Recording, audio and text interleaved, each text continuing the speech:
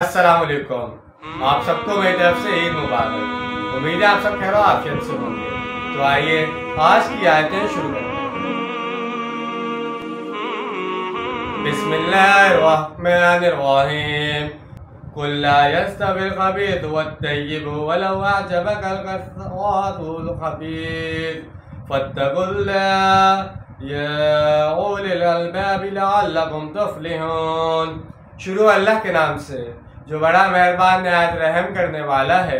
اے نبی صلی اللہ علیہ وسلم کہہ دیجئے کہ ناپاک اور پاک برابر نہیں ہو سکتے، چاہے ناپاک شے کی کثرت تمہیں اچھی لگے تو اللہ کا تقوی اختیار کرو اے ہوش مندو تاکہ تم فلاح پاؤ۔ انسان تو چاہتا ہے کہ اس کے پاس ہر شے کی بہتات ہو، لیکن ناجائز اور حرام طریقے سے کمایا ہوا مال اگرچہ کثرت سے جمع ہو گیا ہو مگر ہے تو خبیث اور ناپاک ہی۔ بے شک اس کی چکا چوند تمہاری آنکھوں کو خیر کر رہی ہو مگر اس میں تمہارے لیے کوئی بھلائی نہیں۔ بقول علامہ اقبال، نظر کو خیر کرتی ہے چمک دھمک حاضر کی، یہ سنائی مگر جھوٹی نگوہ کی ریزہ کاری ہے۔ یا ایھا الذین آمنوا لا تسألوا عن اشیاء ان تبد لکم تسؤکم وَإِن تَسْأَلُوا عَنْهَا حِينَ يُنَزَّلُ الْقُرْآنُ تُبْدَ لَكُمْ عَفَّى اللَّهُ عَنْهَا وَاللَّهُ غَفُورٌ حَلِيمٌ۔ اے اہل ایمان، ان چیزوں کے متعلق سوال نہ کیا کرو جو اگر تم پر ظاہر کر دی جائیں تو تمہیں بری لگیں، اور اگر تم سوال کرو گے ایسی چیزوں کے بارے میں جبکہ ابھی قرآن کا نزول جاری ہے تو تمہارے لیے وہ ظاہر کر دی جائیں گی۔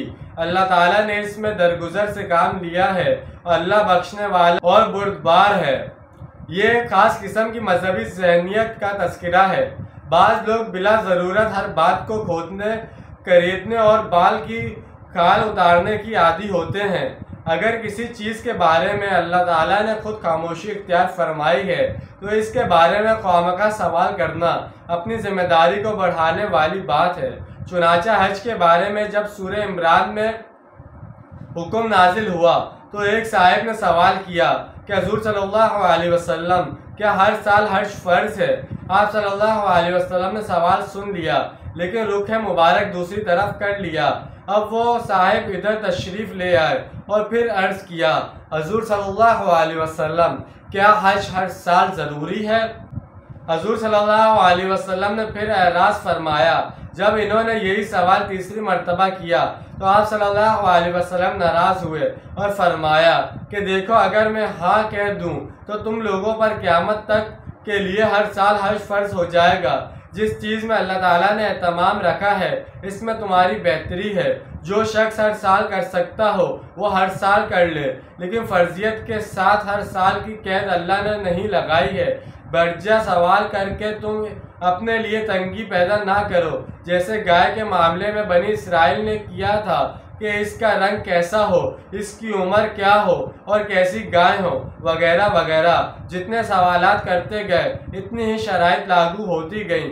اس نوعیت کے سارے سوال اسی ضمن میں آتے ہیں۔ اللہ تعالیٰ نے اپنی حکمت کی تحت کی چیزوں کو پردے میں رکھا ہے کیونکہ وہ سمجھتا ہے کہ ان کو ظاہر کرنے میں تمہارے لیے تنگی ہو جائے گی، بوجھ زیادہ ہو جائے گا، یہ تم پر گراں گزرے گی، لیکن اگر سوال کرو گے تو پھر ان کو ظاہر کر دیا جائے گا۔ بعض چیزوں کے بارے میں جو اللہ تعالیٰ نے تم پر نرمی کی ہے اور تمہاری تنگی سے بچایا ہے وہ اس لیے ہے کہ وہ غفور اور علیم ہے، یہ کسی نصاب بھول یا غلطی کی وجہ سے نہیں ہوا، معاذ اللہ۔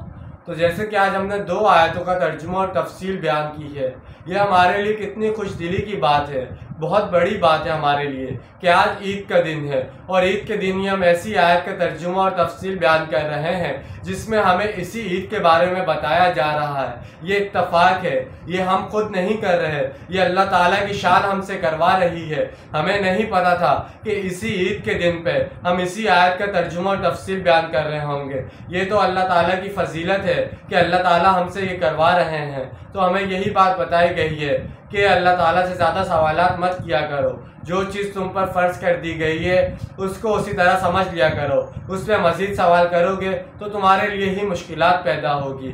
جیسے قربانی کے وقت لوگوں نے سوالات کیے تھے کہ گائے کا کلر کیسا ہونا چاہیے، گائے کیسی ہونی چاہیے، اس طرح کے سوالات۔ تو جیسے کہ آج حج مبارک کا دن ہے، تو اللہ تعالیٰ ان سب حاجیوں کے ذریعے ہم سب کو بھی اس کا ثواب عطا فرمائے، اور ہم سب کو بھی حج اور عمرہ کرنے کی سعادت نصیب فرمائے۔ سب مل کے بولو آمین ثم آمین، کیا پتہ کس وقت کس کی دعا قبول ہو جائے۔ تو ملتے ہیں اگلی ویڈیو میں، اپنا ڈھیر سارا خیال رکھیے گا، اپنوں سے زیادہ دوسروں کا خیال رکھیے گا۔ جب تک کے لیے اللہ حافظ، فی امان اللہ۔